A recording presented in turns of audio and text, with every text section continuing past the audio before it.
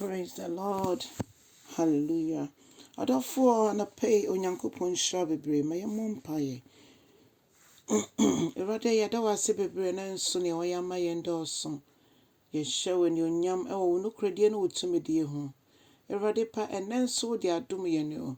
Na ye mpaebo nyina ne se boa ye wo wasem yi mu. Me yentiminti wasem ase yie na wasem no ensiesie ye enfama wo. Yada wase bebre so waye yensa. Ma Erade udin so afata ye. Ebra odi yewra na wochi foforo mu ye bompa ye setutua na mama ye. Ewo Jesus Christ dim ne bompa ye. Hallelujah. Odofo enen so ye de nyame asene afa ya kenkan sam afi Mmebu sam eti eduonu miensa ne chichemu du mienu kosi edunson. Adofo menti Erade asem.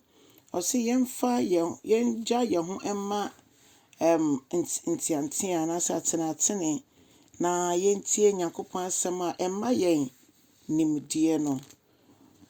Ose enyan se wo tia wo ba na ntianso aba enkum abufra no ana satena enkum no na se yetimi etene yema ebeji won efi owu mu. Na medium jidi se enye omonko beji ye nyina efi owu mu. Ebi se enema a ede oha beba ye nso no onyame nam na asem so obeyi efiri ho. Eno nso nkyese se wo ba ya so odin a na kyese wontia no dodo na ene somo ya so odin a kyese awofo antia omo. Ebi nso wo ho a na abofra na so odin efiri enafofo a wakofa ene tibia owo mu.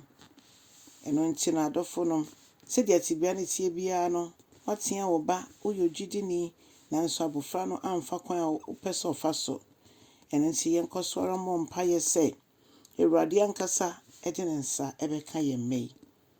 Afei o twi adwinjina so se meba nya akoma a eye nyansa akoma na ebasa na ema manage wo ho. Na afei bibia wo ye bia nso mene wo bom enije.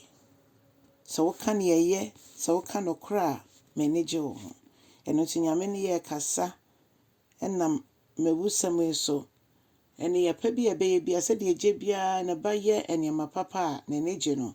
Sa no Nyankopon so ye ne etene a ne ni eje ho. Afei ose emma woni embre adebonyefo ampa ebi befa kwan kweti kwan so ana kweti kwan so enyisika befu na nso na emfiri Erade ti won so obi enya ne ho anya ne nyina na won so ebeba so beka se bia emfiri nyame ye efiri nyame krampo a ose emma woni embre ampa Onyankopon ena odedom yen. Onyankopon na odedom ye dada. Eno nti ono na ye hwe no ma odom yen. Moma yeni embre obi biara fi se owo kasa hodo se owo sika hodo se adan na edwuma ekoso na ebia mene obi a yabo mpa ye bi ma yensa yenka sika kitu ebi a ye hwehwe yensa kan ya ayaresa bi a ye hwehwe yensa kan ye mebia o ma ya so odin yabo mo ho mpa ya omo ntimi nsesa ye dwuma sem ya brabo mo nsem nanso Erade ose ema woni mmere odebonyefo ne momo no so oni bebre obi a ma oni mmere obi oyogidini a woda ankwa ono na ma woni mmere no na ye nyina ye mpre se wonye o meye Kristo ni a wode ho bema Kristo na Kristo esiesie wa brabo aye ofoforo kra enema bia no montu bi wa ha bia na eye wo den se obetu bomode na hwehwe obi a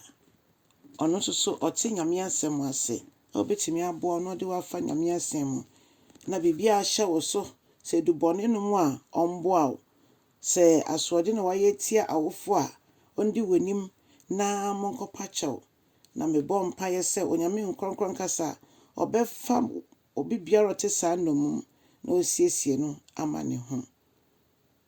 Moma yemfa ye ho to Erade so na se ye koso esro Erade a n'ani ɛbɛgye yɛn ho. Ɔsɛ yɛbɛnya ho akatua nso. Ɔdɔfoɔ nipa bebree ɛhwɛ yɛ gyidifoɔ sɛ ɔmbɛtumi asua biribi afi yɛn nkyɛn. Ɔmo anya biribi afi yɛn nkyɛn a na ɔmo ayɛ ɔmo abɛn mu abu.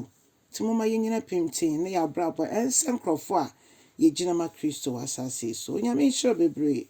Bɔ mmɔden na kyɛ asɛm no na subscribe so a yɛne saa ma yɛn na bɔdɔn no so wa subscribe dada nso a Onyankopɔn nkɔ so nhyira wo wɔ Yesu din mu. Amen.